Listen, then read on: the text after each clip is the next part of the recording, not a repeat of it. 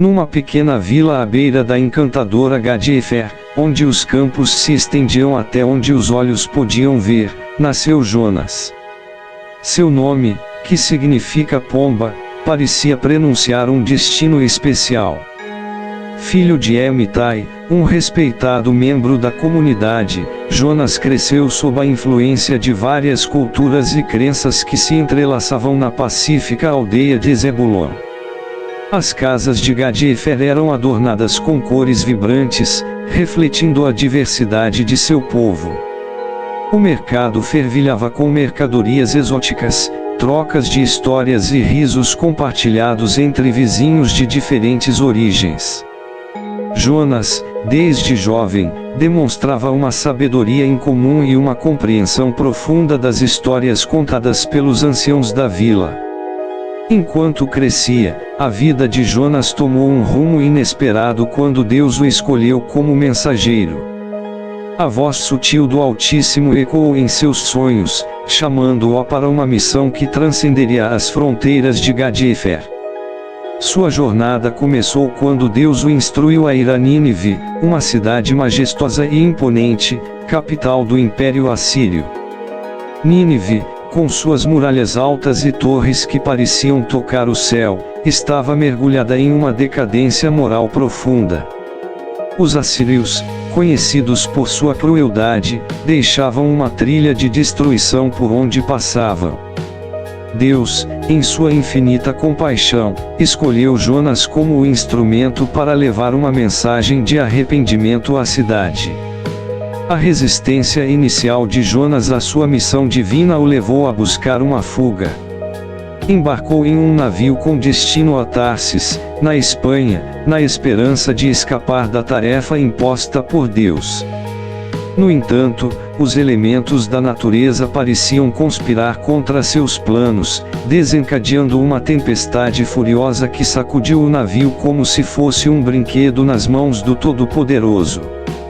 Enquanto os marinheiros rezavam a seus deuses em desespero, Jonas dormia profundamente no porão do navio. O capitão, em um misto de raiva e confusão, acordou Jonas, pedindo-lhe que buscasse a ajuda de seu Deus. Jonas, ciente de que sua desobediência causará a fúria divina, ofereceu-se para ser lançado ao mar. Engolido por um grande peixe, Jonas encontrou-se em uma escuridão profunda, onde o som do bater das ondas ecoava como um lamento constante.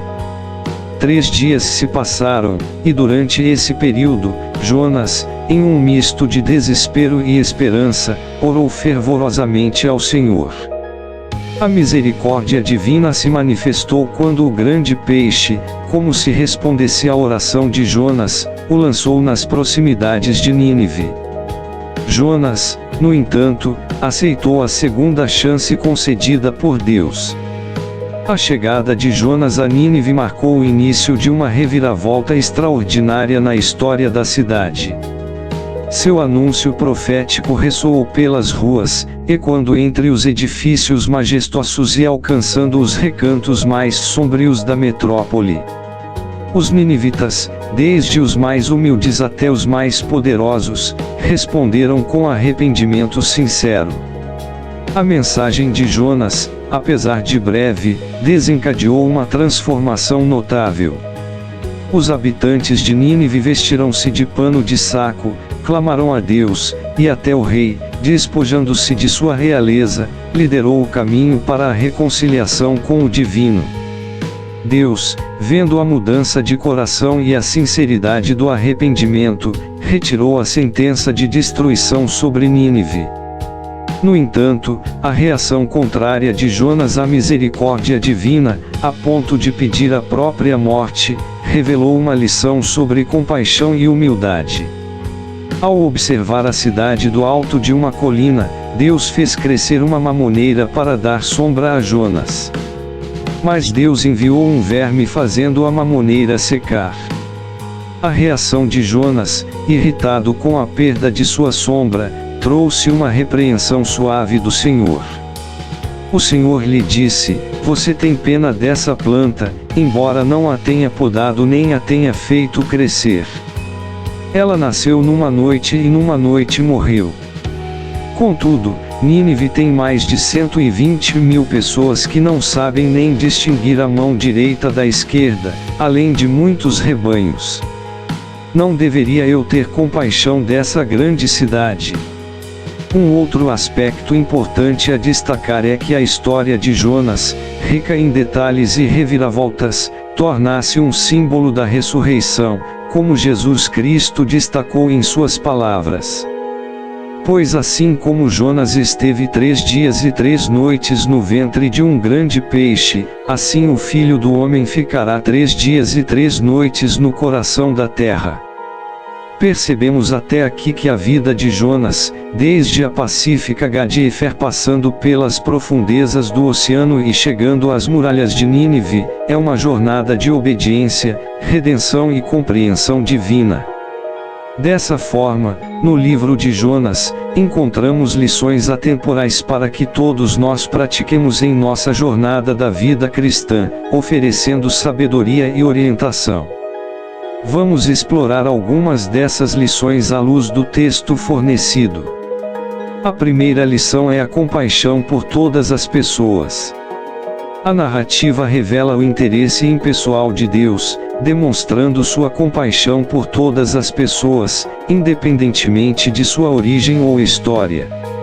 Essa lição ressalta a amplitude do amor divino. A segunda lição é a consciência do pecado. Mesmo fora da aliança da lei de Moisés, os ninivitas eram responsáveis perante a lei moral de Deus. Isso contradiz a ideia moderna de que apenas aqueles dentro de certos círculos religiosos estão sujeitos à lei divina. A terceira lição é o arrependimento. A resposta dos ninivitas ao breve sermão de Jonas destaca que o arrependimento genuíno vai além da tristeza, ele exige ação imediata. Essa lição nos lembra que uma mudança de coração deve se refletir em comportamentos transformados. A quarta lição é sobre a importância do arrependimento ativo. Jonas e o povo de Nínive nos ensinam que o arrependimento vai além da tristeza, ele envolve uma mudança ativa de comportamento. Essa lição destaca a necessidade de ações concretas ao buscar a reconciliação com Deus. O arrependimento é uma ação efetiva. A quinta lição é o poder da obediência. Jonas, inicialmente, resistiu à missão divina, buscando escapar de sua responsabilidade. Sua história nos lembra da importância de obedecer aos desígnios de Deus, mesmo quando não entendemos completamente o propósito. A sexta lição é a percepção correta de Deus. A irritação de Jonas com a misericórdia divina destaca a importância de termos uma visão correta de Deus. Ele nos lembra que devemos abraçar a compaixão e a salvação de Deus para todos os povos. E a sétima lição é a sabedoria divina. O texto destaca a soberania de Deus sobre a criação. Ele controla os elementos, prepara situações e orienta os destinos das nações. Essa lição nos lembra que, mesmo em meio às circunstâncias adversas, Deus está no controle. Ao refletir sobre essas lições, somos desafiados a aplicar os princípios eternos do livro de Jonas em nossas próprias vidas, buscando uma relação mais profunda com Deus e um entendimento mais amplo de sua vontade. Ao conhecermos essa história, mergulhemos nos detalhes das emoções de Jonas, na grandiosidade de Nínive e na beleza das 7 lições divinas. Exploremos os tons de luz e sombra, as ondas revoltas do mar e a quietude da oração no ventre do peixe. Que essa história seja uma jornada ímpar em nossas vidas, levando a refletir sobre as lições atemporais de Jonas e a encontrar inspiração em sua história de redenção e misericórdia. Chegamos ao fim dessa história fascinante sobre a vida de Jonas e o que podemos aprender com ela. Escreva nos comentários abaixo suas reflexões e o que aprendeu. Considere se inscrever neste canal. Ative o sininho. Curta esse vídeo. Compartilhe para que outras pessoas também possam ser fortalecidas na fé. Que a paz de Cristo esteja com você e sua família. Até o próximo vídeo.